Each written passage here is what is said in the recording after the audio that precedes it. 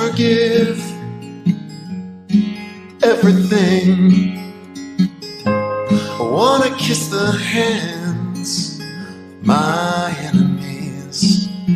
Hope someday I'll be strong. Hi there, I'm Zach Phillips coming to you live from San Diego, California. I'm the next guest on Rob's Inner Circle, so don't go anywhere, stick around. We'll be right back.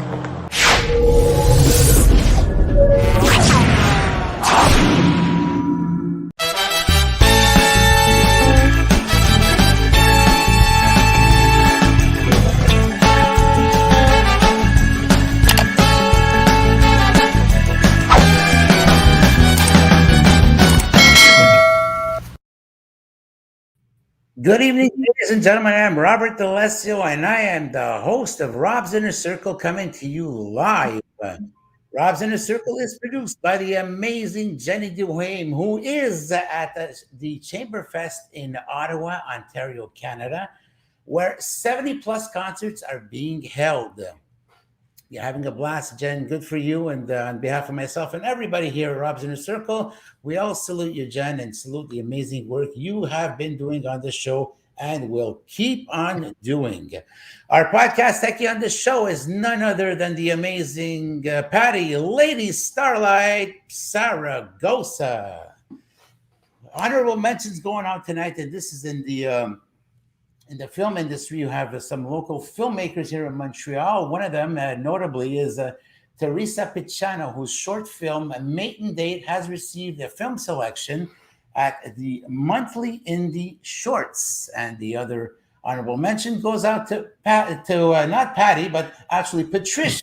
Patricia Chica's sophomore feature, Brother Man, has just been selected by Telefilm Canada and the Gotham as an official selection for its upcoming Gotham Project Week. We remind you that the Daily Struggles sitcom is up on the Rise Up television channel on the Roku streaming service. And for those of you who don't have the Roku streaming service, very easy. All you got to do is go onto Amazon. You can order the stick for as little as $30. If you prefer, not a problem. You can download the app for your smart devices. All of the Rob's Inner Circle merchandise is available on 514brandingco.com. That's 514brandingco.com. And that's thanks to our collective effort that we have going with our good friend, Vinny the Pooh Gargano. We invite you to check out the Bobby Short Shorts YouTube channel and check out all of our productions by clicking on to the playlists. And you can check out all of the Rob's Inner Circle past episodes. And tonight's show is going to be aired a half hour later. It's going to be there like forever. So if you missed the show, not a problem. You can go back and watch it. We urge you to give us some likes, to give us some nice comments. You want to share all of Rob's Inner Circle podcasts. You want to subscribe to Bobby Short Shorts, and you want to hit that notification bell because you'll be the first to know every time a new production comes out. So guys, it's that time. Once again, it's time to lay back, relax, kick up your feet on the edge of the table, take a deep breath, let in the good air, exhale, let out the bad air, and let us carry the load. Ladies and gentlemen, it's showtime. Let's get it on. We have our guest who is backstage, who's eager to come on. He's an exciting fellow, a lot of fun, very talented, and we're so honored to have him on our show. He's a singer, he's a songwriter, and he's also the director of professional development at NAMM. Ladies and gentlemen, please help me welcome the star attraction tonight on Rob's Inner Circle, Mr. Zach Phillips.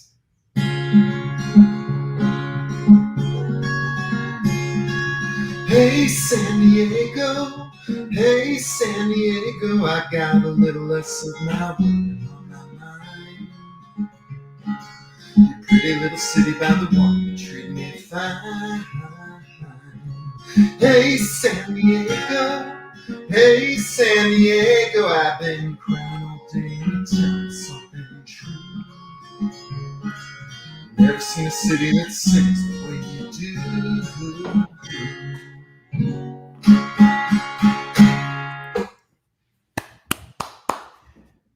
what an amazing performance. Hey, finally we got our camera going. Zach Phillips, welcome to Rob's Inner Circle.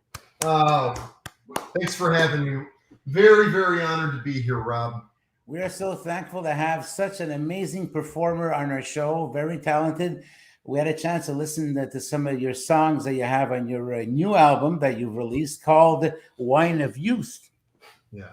Zach, we're going to be getting into that a little bit later on. Tell us a little bit, home of the San Diego Padres. What's life like in San Diego, California right now? It was a little hot and humid today, although, you know, to a Montrealer, I'm careful when I say that because I know that we're sort of envied for our weather.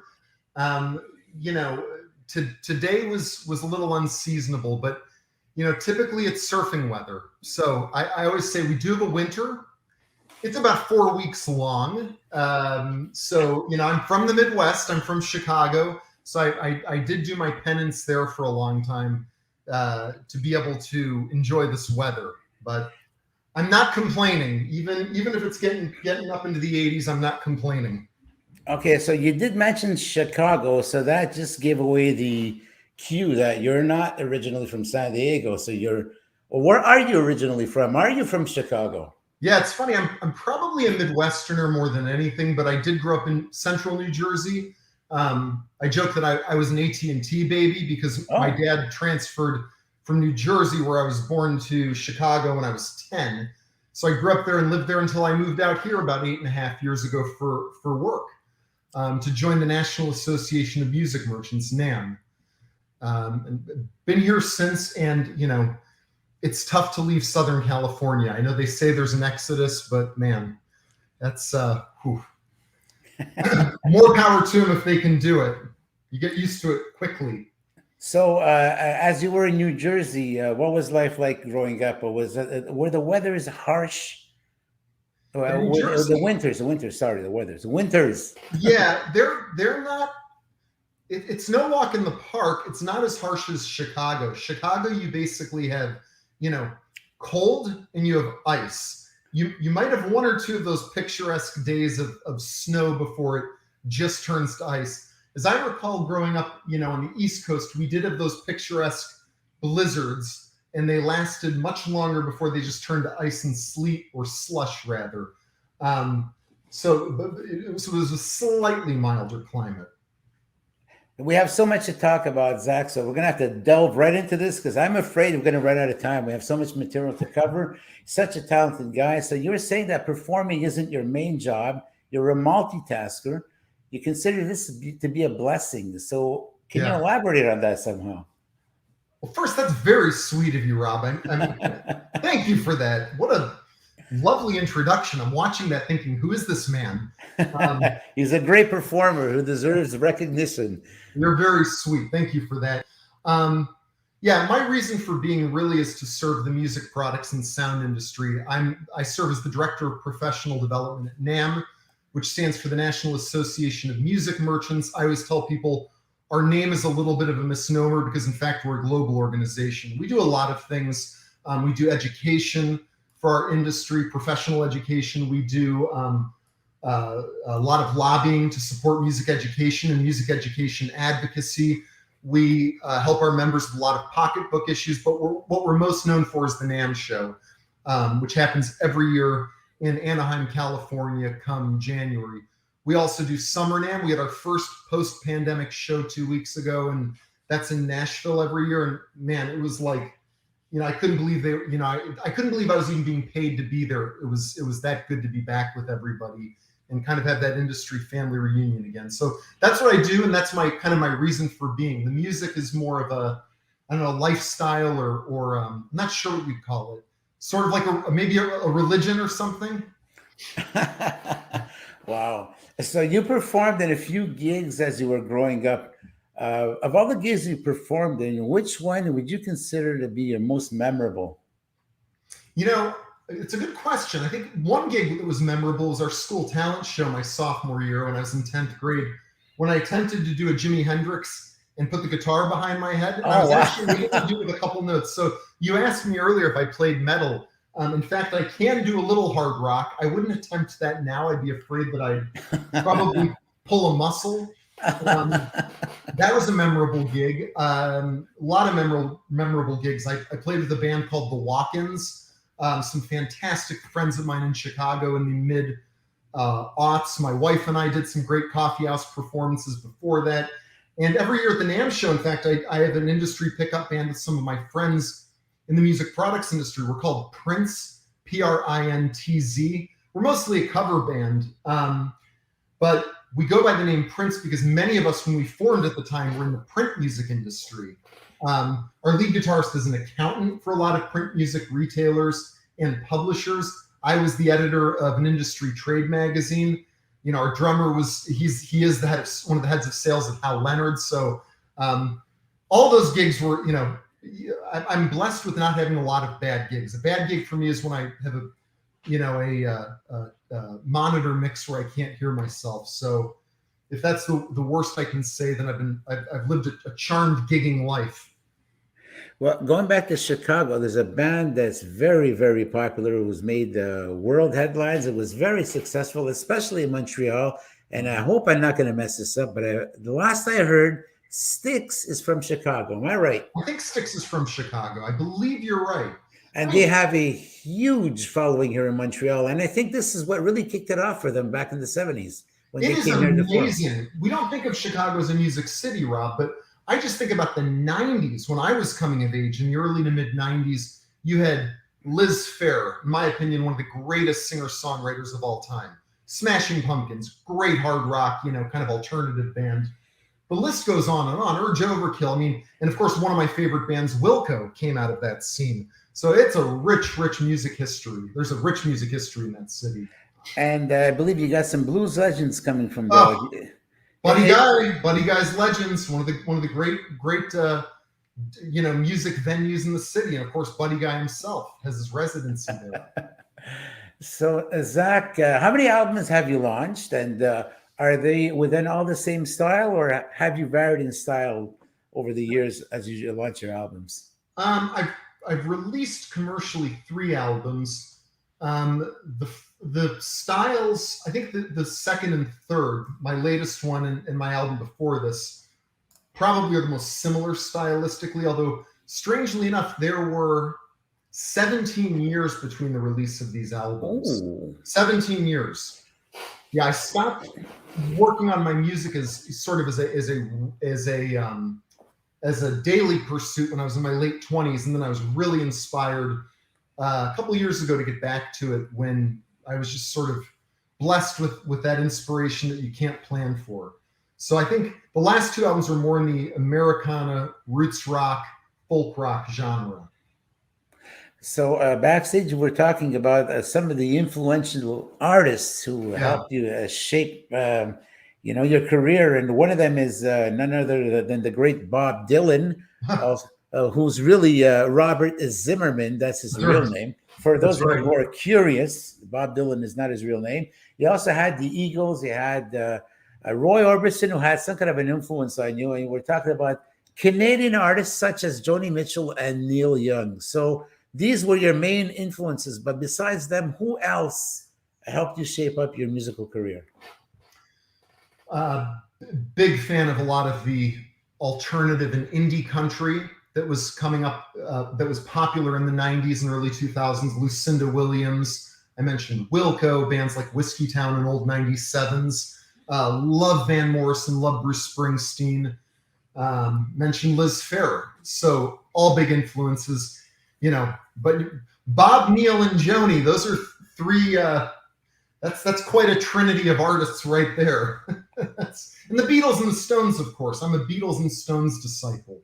And their music just never grows old. Because you take a song, even like a song like Satisfaction, Day Tripper by the Beatles, just timeless. It just never grows old. And another band that I absolutely love, and I'm sure you can agree with me, is Supertramp. Their music just never gets outdated. It just, even today, you listen to it, it sounds good. It sounds modern. Beautiful band. Great band. I remember hearing Give a Little Bit on the radio, WXRT in Chicago, one of the great stations. I'm like, it's one of those beautiful folk rock tunes I've ever heard. Who is this? And this was pre-Google. This is probably 1994, 1995. If Google did exist at the time, it was probably in its infancy. I wasn't using it.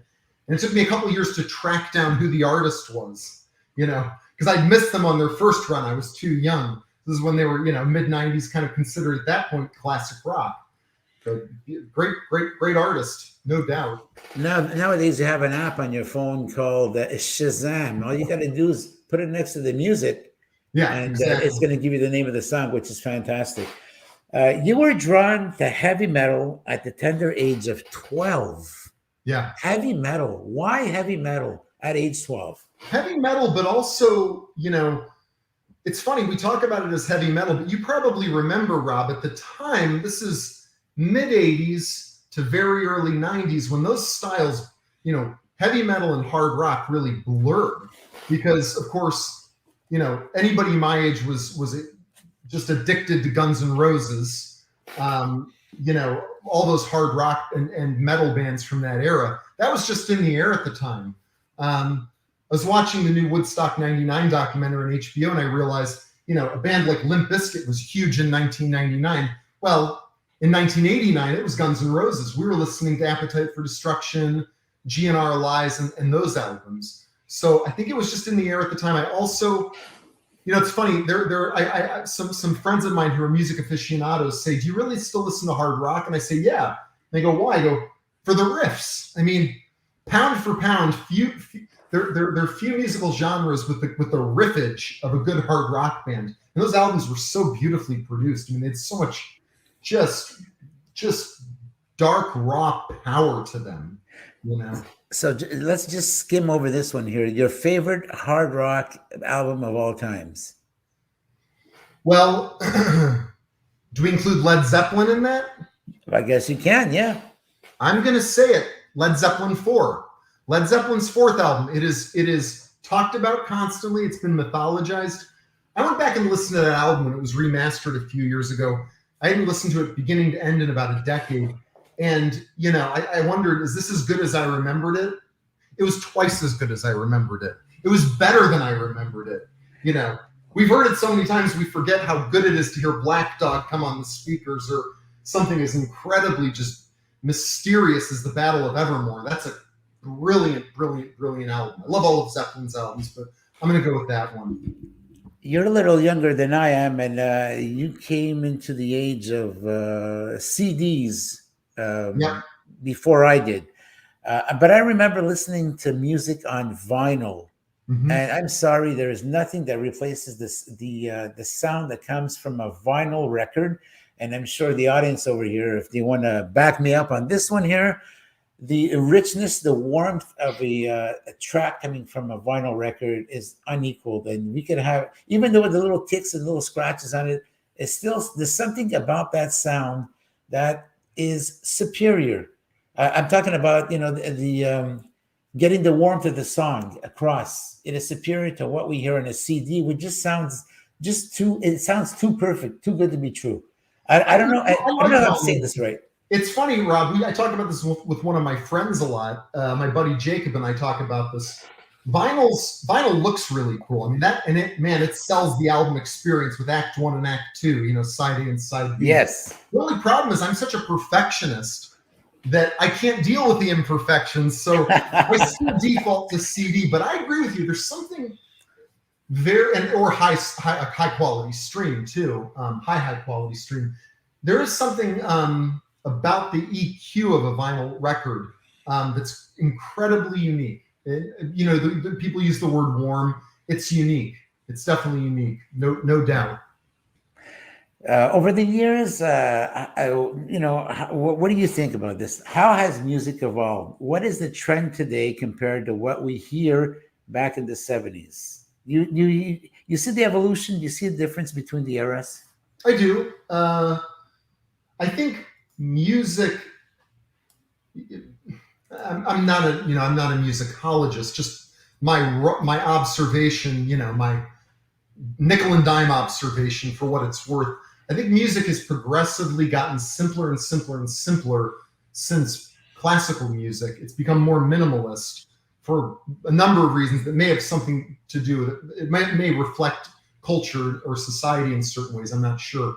And I think you continue to see that. I mean, I know Billie Eilish just released her new album, but her album, I think her 2019 album, which was, I thought, spectacular. I couldn't believe it came out of a teenager's house, Imagine. It was such a minimalist album, though, but there were so many layers and tones under that. It was incredibly sophisticated music, in my opinion. So I think music gets simpler, but that's kind of an overgeneralization, because then I think about, like, one of my favorite bands of the last 10 years is Vampire Weekend.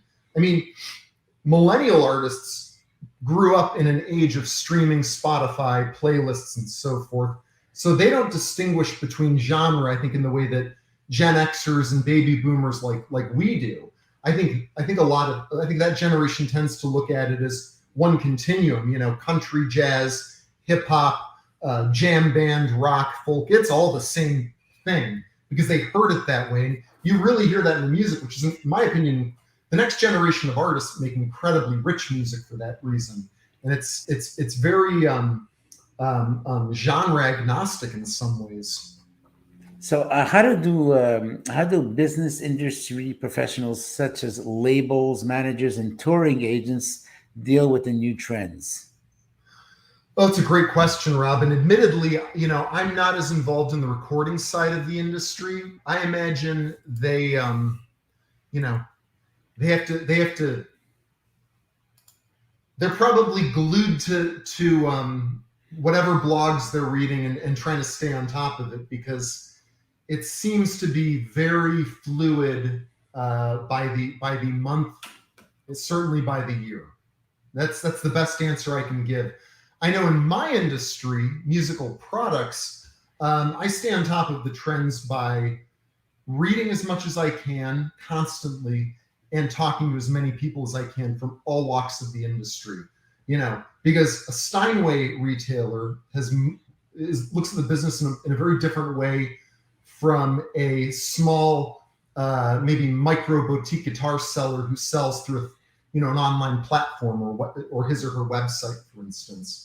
So for me, it's keeping my ear to the ground and reading as much as I can.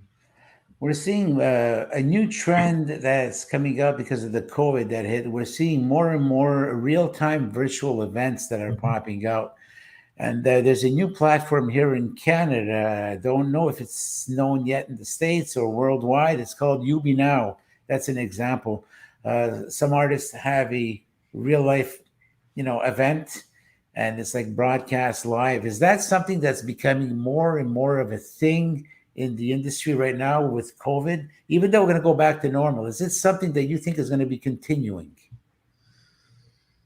I imagine live stream will continue to be mainstream. I did not. That was a horrible pun, and I did not mean that.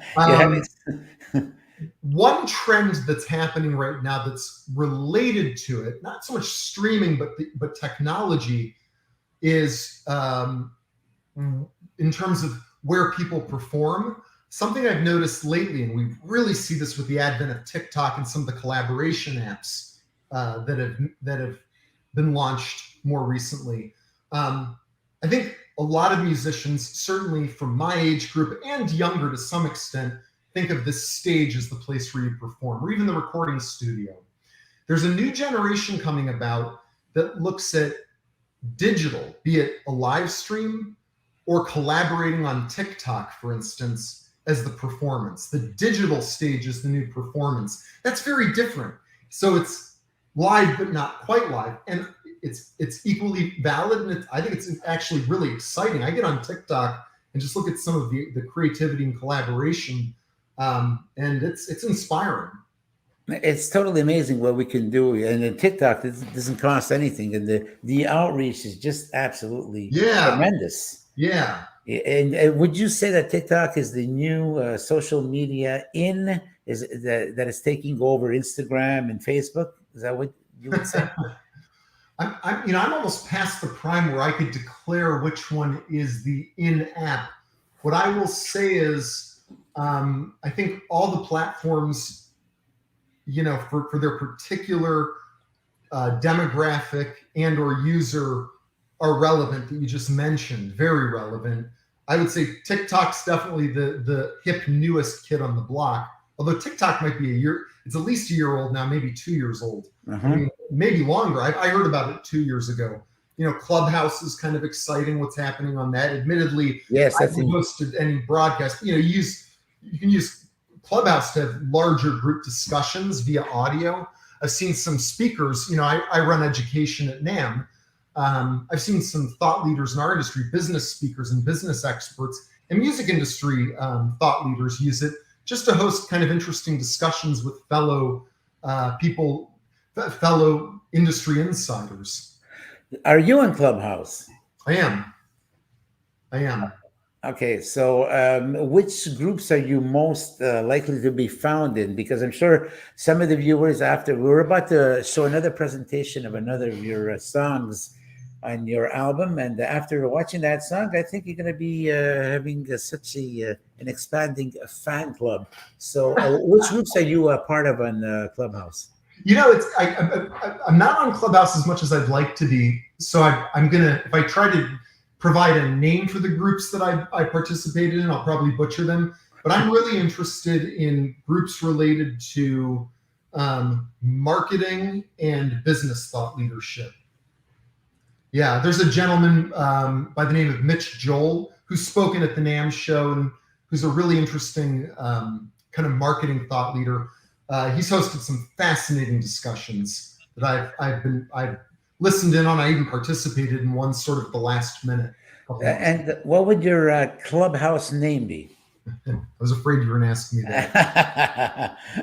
You're going to have to give me 1 second on that here, Rob. And you have some fans who have Esther's Breeze has been tuning in, and she says it's a great way for artists to be exposed. Yeah, I've discovered something amazing. There you go. So Esther says, mine. I don't go by this anymore. Only my mom calls me this when I'm, when I get in trouble. But it's Zachary Phillips. That's Zachary. There you go. Zachary, Zachary, Zachary Phillips. So you have someone who's a real fan of Clubhouse. That's Esther's Breeze. She says you can find some amazing up and rising artists.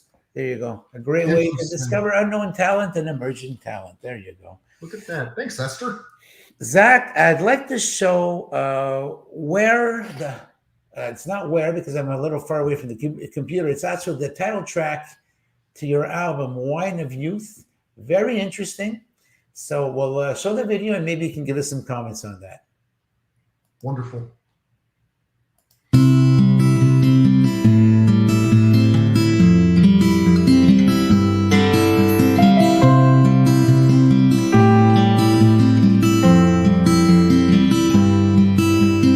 Yesterday I gave up wine of youth. I woke up and I couldn't taste it. Still I can't see colors, wild and new. If I close my eyes, I feel it.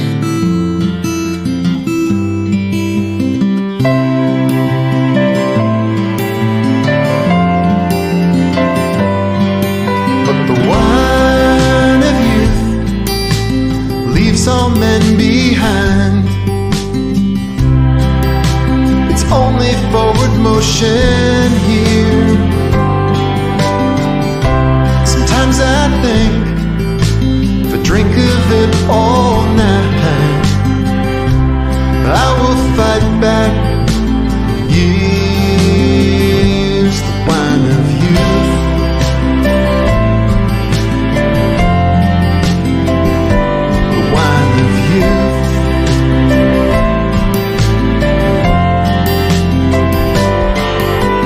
Yesterday I gave up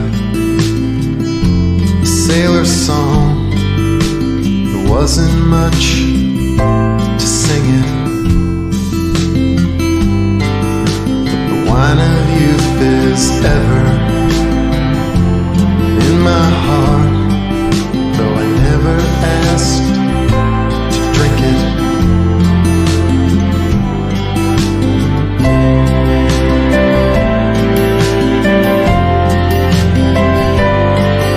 In the wine of youth, It's sweeter in the spring, and winter's coming near. Now I know if I take another drink, it won't bring back years, the wine of youth. What a beautiful song. Wow, I've become an instant fan. I can't speak for the song. All I'm going to say is I get chills when I watch that video because it's just not often that somebody comes along with a vision that not only matches what you were looking for, but you know, almost like makes the song. I almost can't picture the song without the video now. The Rouge LaRue, the dance troupe that did that video. I mean, I'm still blown away by watching what they did with that. They're amazing. That was really nice work. They asked me. I'm connected with them through with somebody I know mutually, and they asked what I was looking for, and I just said, you know, my dream is to make this. This is before they produced the video. They said, what are you looking for? I said, I would love for this to look like a 1920s French fantasy movie, one of those black and white grainy French fantasy movies. And they said, okay. And they came back with that. And I was in awe. Wow. Totally bowled over by it. They nailed the essence of what I was looking for. I just can't picture the song without it now. Very, very nice work. And I've seen 3 of your songs, the 3 of the videos, and they're all black and white. Is that a concept for the entire album? No. Well, it just happens to be for these videos. And so I guess, yes, it is. I just like black and white. I like black and white. It's that simple. Hey, we have an interesting visitor that just popped up by the name of Gloria Taylor. Is she of any importance to you, Mr. Zach?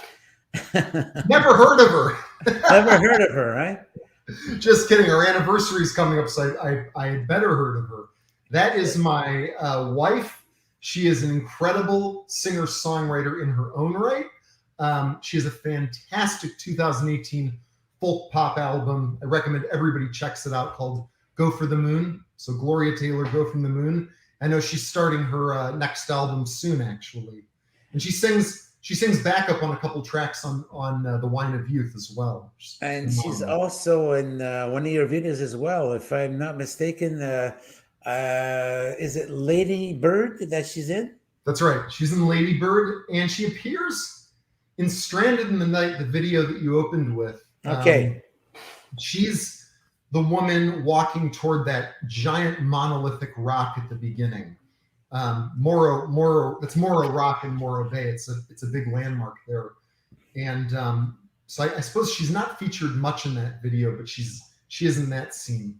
Have you been approached by anybody, maybe in the film industry, that has asked to use your music in their movies or television shows? It's funny you say that, Rob. I know, but I haven't pursued it aggressively enough. When I wrote The Wine of Youth and recorded it, my vision for it, other than being a standalone album and song cycle to be listened to and experienced as one kind of whole piece, was for the songs to be broken. I sort of compose them almost as songs for TV. I'm kind of a Netflix, Hulu, Amazon Video junkie. And we're living through such a golden age of television. I've discovered a lot of interesting artists, just, you know, like you probably holding Shazam up to my TV. There you go. It's a great song. And so these definitely, I wanted them to be a little bit cinematic in terms of not the songwriting itself, but also the production. Very good. So, Zach, let's get into some guitar playing. And I hope that we have some time to show Lady Bird. I love that video as well. And we see that you really put into evidence California, a lot of driving in your videos, a lot of landscape. And again, your wife is the main attraction in Lady Bird. So I hope we're going to get a close look at Gloria. There she is. Ha ha ha. Zach, before we play this video, actually, you know what? We're going to make some time to play the video. We're going to give a big shout out to your wife, Gloria Taylor. And why not encourage her, give her a chance to get a little bit of the spotlight over here. If we have any links, we can put those links up later on during the show. So before I go on to the video, tell us a little bit about your guitar playing. Do you play some slide guitar? Play a little slide guitar. I don't play slide guitar like a slide guitar player would. I'm not proficient in it at all. I don't consider myself a slide guitar player. I do use it as an effect quite a bit, and it'll actually be used quite a bit as a effect on my next album that I'm almost finished writing. I use it in a lot of the demos, and you do hear it a little bit on the Wine of Youth too, as usually a background effect or a production element. Do you prefer the glass slider to the chrome slider? Which one do you prefer? Glass. There you go. Simply for the reason that it's the one that I happen to have. There you go. There it is, the slide used on the Wine of Youth. I could probably sell this on eBay for maybe 89 cents. Hey, after this show, it's probably going to go up to 99 cents. You know what? No, hang on a sec. After this show, it's probably going to it's going to be worth $150. Doubtful. I'll take you up on that bet. Hey, you know what?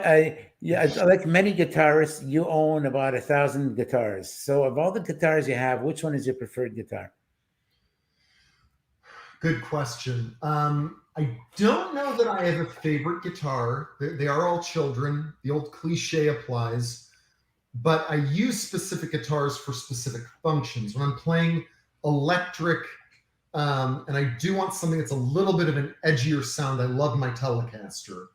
I use the Strat for most of the electric rhythm guitar parts and many, not all of the leads on the Wine of Youth.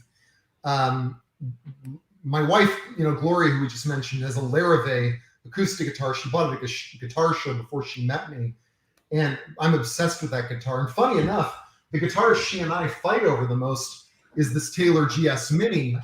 It's a lovely instrument. Very nice guitar. And one of the things it's fantastic. One of the things I love most about it is it's really easy to play, so it makes me a better finger picker. Just based on its playability. We have a nice Martin,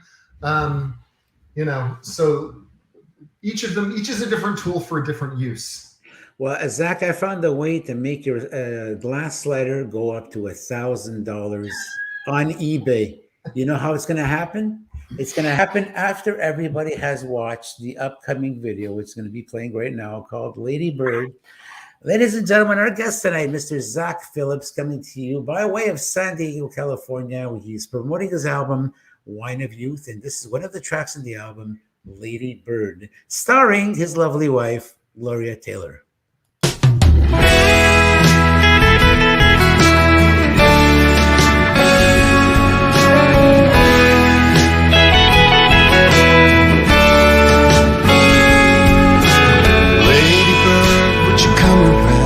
Again,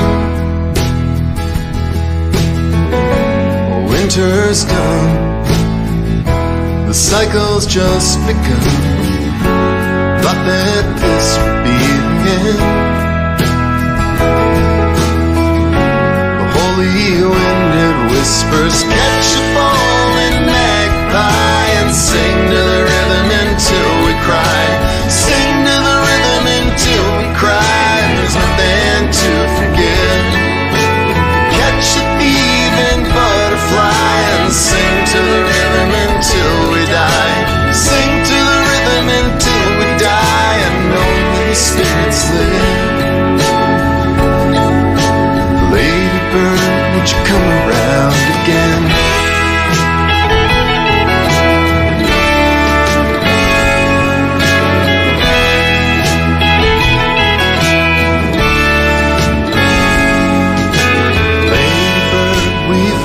So long, initiate the colors, send the sun, make me a lover. I've fallen for a song. The whole easterly wind is singing. Catch a wayward magpie and sing to the rhythm until we cry. Sing to the rhythm until we cry, and there's nothing to forgive. Catch a falling butterfly and sing to the rhythm until we die. Sing to the rhythm until we die, and only spirits live. Lady bird, would you come around again?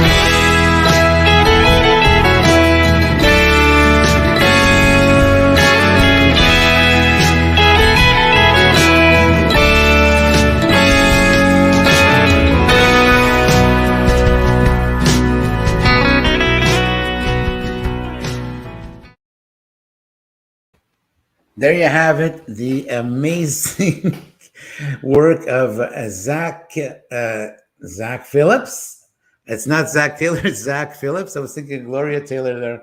Very good. It's a beautiful song. Talk to us a little bit about the song. It's making me long for, a return trip to Big Sur. So what's going on in that song? What's that song all about? Well, Lady Bird is ultimately, in essence, a rock and roll is salvation song. That's what it is. It's, it has a lot of influences. One of the influences is there's a little bit of a British folk rock influence. I'm a big fan of like Richard Thompson and Fairport Convention. You can hear a little bit of that, a little bit of Grateful Dead influence, a lot of folk rock, but that song is in essence, I'm talking about rock and roll as one of the modes of salvation. That's what that song's about. If I had to nail it down, if one would close his eyes momentarily, you could swear they're hearing some Gordon Lightfoot. You sound a lot. You said that. You sound a lot like Gordon Lightfoot, and Gordon Lightfoot is best known for his song, the record, the Edmund Fitzgerald. Yeah. You were telling me that Gordon Lightfoot wasn't much of an influence for you. However, you do sound like him. I'll take it. A You're Canadian icon. I'm honored. You're about to celebrate your 16th wedding anniversary. You know what? We're going to get a head start over everybody.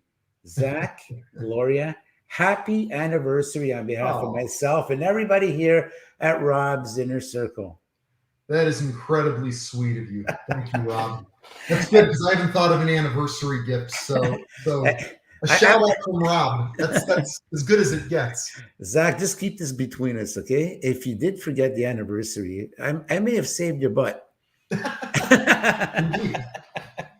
You have a connection with Montreal, something to do with Gloria, something to do with visiting Montreal for the first time. What happened? Why is Montreal so special to you?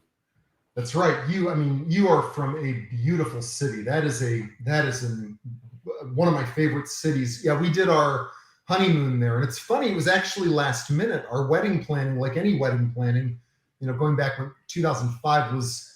I think we were so overwhelmed we kind of put our honeymoon on the back burner, and then we started thinking about Montreal, and it was just a number of items fell into place, and we ended up staying there. Yeah, that is a stunning city, and I know that the weather is not ideal. It's not San Diego weather. We were there in late August, early September, and it was stunning. So that's an amazing city. I'd love to get back when this thing called COVID stopped rearing its ugly head. We're there. Is it in San Diego that all the seals come out on the docks there sometime in the springtime? Because I saw that and I was totally flabbergasted watching that. I've never seen that before. That's really special. Seal Beach in La Jolla. Yep. La Jolla. Wow. And there's another spot, actually. In fact, not in San Diego, in Central California. In Lady Bird, there's a shot at the very beginning of me just sort of standing at the edge of a cliff. That was, I think, Seal Beach in Central California. I can't remember if it's in Cambria. I can't remember the city it's in, but it's one of those when you're driving through Central California, it's stunning and beautiful, and the water is blue, and and rocky and desolate and just stunning, beautiful earth. And you come to it and it's just, as far as the eye can see, seals hanging out on the beach and resting and having a good time. Zach, if you wanted to keep the seals thing a secret, you can count on me. My lips are sealed. Good. That was good. Zach, let's talk a little bit about some guitar. Gibson, and you have Fender. You got the Stratocaster, you got the Telecaster on the Fender side, then you got the Gibson Les Paul and the Gibson SG. In terms of tone between the guitars and all that, and I don't know if you had a chance to play any combination of the four guitars. What's the difference in tone, in sound? Why would someone use a Gibson whereas you would use a Fender? Is it true that Fender is better for blues and jazz, whereas Gibson is better for rock? Is that true? It's funny. I've heard that's almost a stereotype, and I've certainly heard that, Rob. But here's what's interesting. Then you take like Clapton and some of those early Cream records. I think he used a Gibson on those. So it's funny. And you get like a Gibson, an ES335 BB King. So no rules apply for this sort of thing. They every guitarist has his or her tool and his or her tone, and they're as unique and idiosyncratic as the people who use them. I admittedly haven't spent much time with SGs. I do like them; they're great instruments. And again, we're talking stereotypes here. Gibsons tend to be like a Les Paul tends to be very full and thick. A Fender tends to be like a Strat tends to be a little bit more. There's an exquisiteness to it and a versatility, but they're all beautiful guitars. And funny enough, you can do so much with effects nowadays. You can almost affect a guitar to sound very similar to another guitar. We did that on the Wine of Youth with a number of songs. There were times I wasn't sure which guitar I was using or Greg was using. I had to go back and look at a photo from that day. And if you look at some of the stars using the guitars, who else other than Angus Young from AC/DC who can personify a Gibson SG, that deep burgundy color? And then you got the Jimmy Page and Axl Rose who got the Gibson Les Pauls. Mm-hmm. And then if you go to Eric Clapton, then you got Jeff Beck and you got Keith Richards. I believe he's also got a Fender as well. Yeah, and, well, they use Strats. I mean, again, Clapton, everybody uses a bunch of guitars, but you see Clapton and Jeff Beck with Strats. Keith Richards uses Strats, but he's also got his Telecaster, his famous Telecaster tuned to open G, which is just one of the greatest sounds on earth, in my opinion. Keith Richards keeps changing guitar all the time. I guess he can't get no satisfaction. You just saw that, didn't you? That was impressive. It just pop up like that. Can I tell you? If you listen to Metallica, nothing else matters. But that's besides the point. When you play guitar, Zach, do you like using embellishing chords, something that, in the effects of diminished chords, sevenths, suspended chords? You like using those chords a lot in the song? And if you do use them, why would you use them? I do like using embellishments and different chord voicings. I admittedly use a lot of basic open chords as well. Sometimes a slightly different voicing makes the progression, even when it's buried in a mix, with other instruments, it can make it sound a little bit. Something can stand out that the listener may not be perceiving, but in fact, part of it's the voicing of the chord. I'm a big fan of major seventh chords.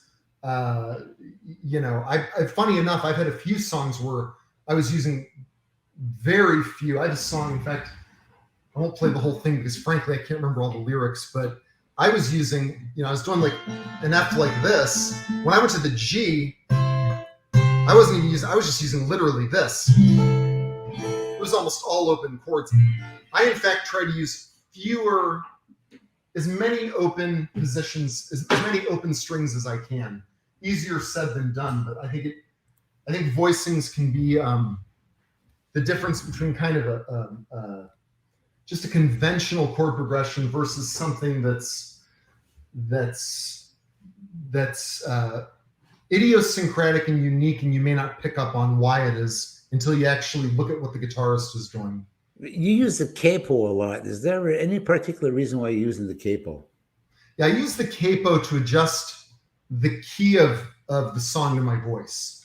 So in other words, you could be doing the C chord, and if you put the capo on the 6th fret, all of a sudden it's sounding like a colorful chord, right? That's right. That's right. Again, well, you talked about voicings. That's a perfect example. I might have a song that I do in E, but I really want to do it with the unique color of a C chord. So you capo up on the 4th fret, and then suddenly you have that whole palette of open strings in the key of E. That's why I do it a lot. Very common to folk musicians, actually. Very common. And when the band is playing, you see there's two guitarists. What you tend to see is that they're not playing the same thing. If one of the guitarists is playing the major chords, you're going to have the other guitarist putting some embellishments in there. So that's why the song sounds so much richer. Otherwise, if you got two guitarists playing two C majors or two D open chords, and one's playing a bar chord and one's playing an open chord, it's still a D, and it becomes very boring. So I guess to answer the question, to elaborate on that a little bit, it's to add color to a song that we're putting all these.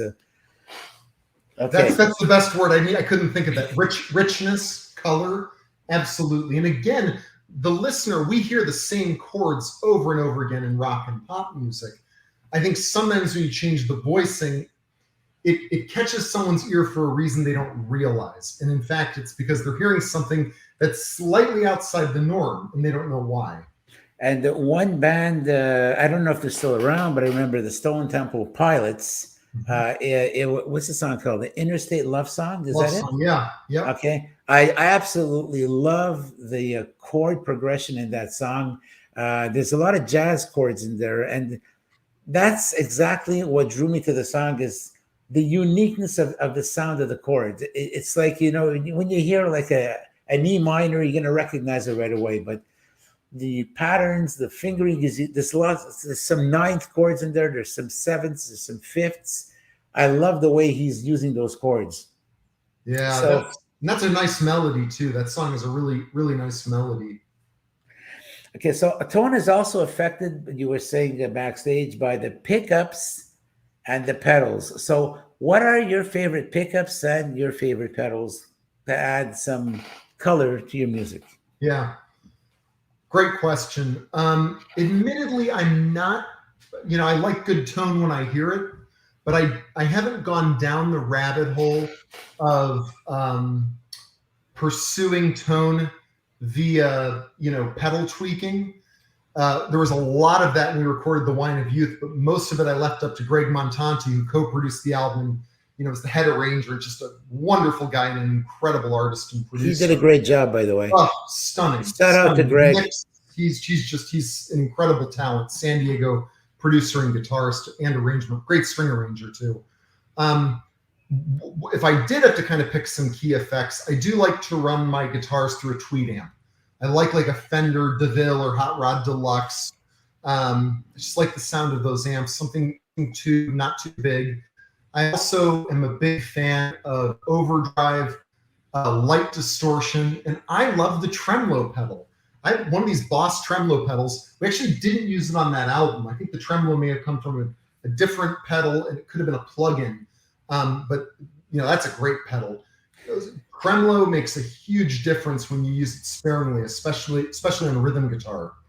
Yeah, spring reverb can't go wrong with spring reverb on a Fender amp.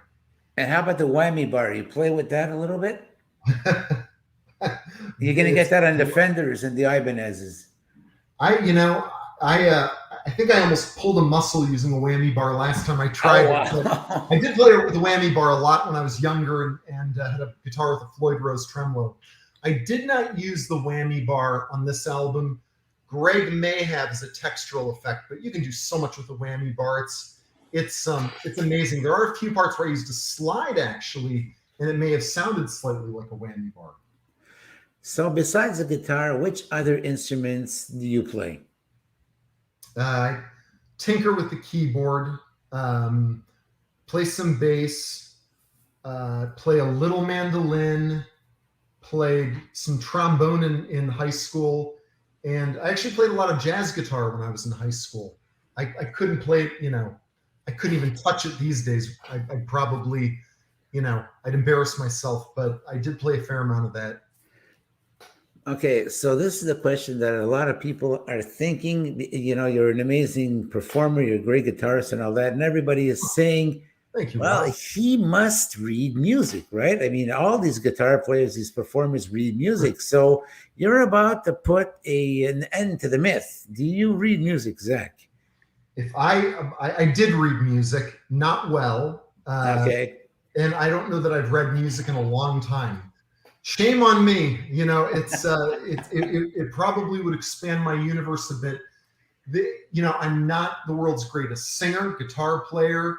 One thing I am gifted with, I have a pretty good ear. And so I use all kinds of little games with my ear as sort of a personal challenge to figure out a song maybe that I like, somebody else has written that I'm trying to figure out. I turn to that first usually. So, the joke, how do you get a guitarist to stop playing?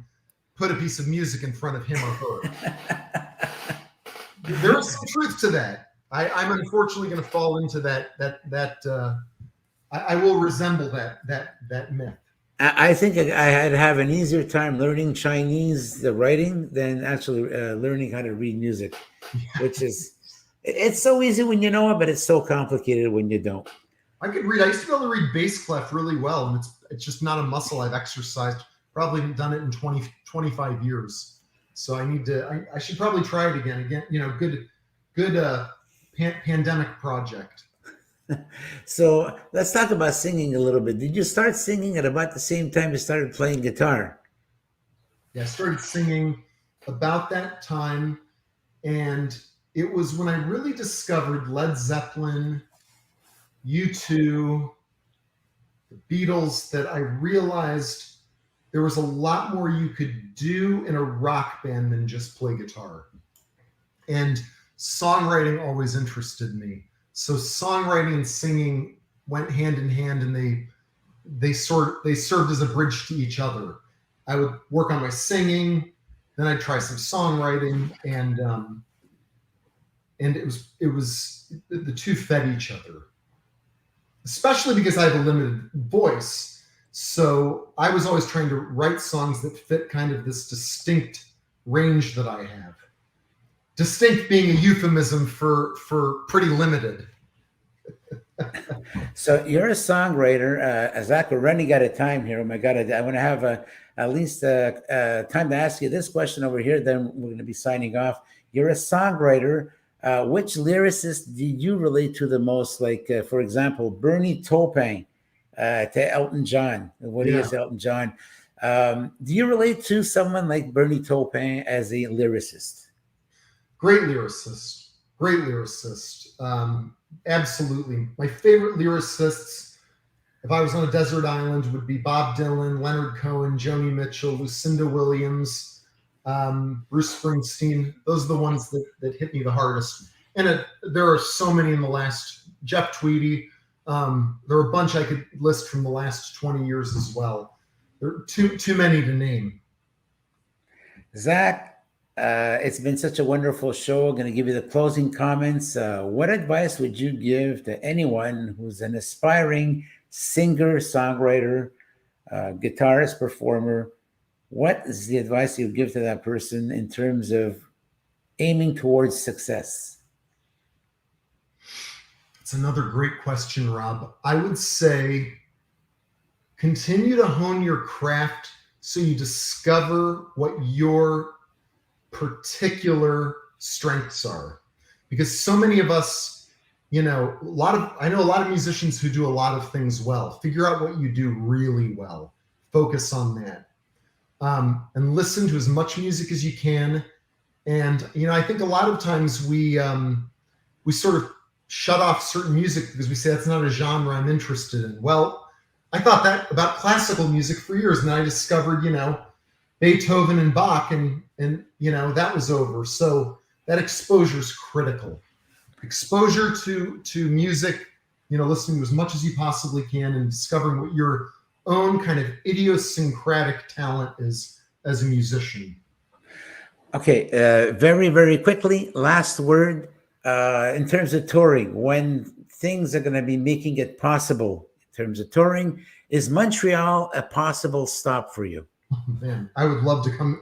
I'd love to come to Montreal and play in Montreal. If you'll have me, I'd be honored to be there. Zach, such a wonderful show. Thank you so much for coming on. Our best regards to your lovely wife, Gloria Taylor. Best of success in your respective careers to you and Gloria. And once again, happy anniversary to both of you. Zach, I ask you to please stick around because we're going to be closing off the show. We're going to have our traditional meet and greet with the producer and podcast techie coming up right after the show. Zach, can we count on you? Absolutely. I'm in. And I'm honored, Rob. Thanks for asking me. You're a great host. Thank you. Thank you so much. Zach will be getting back to you in a couple of minutes.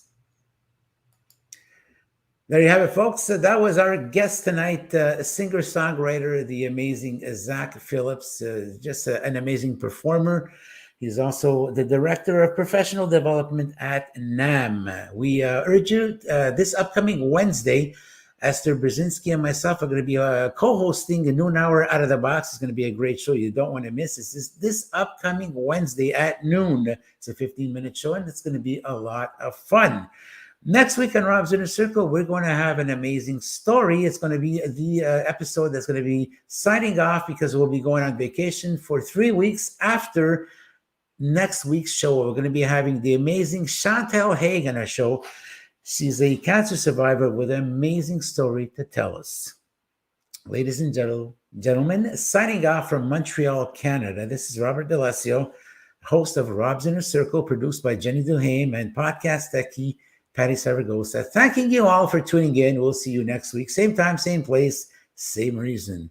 Good night, everybody.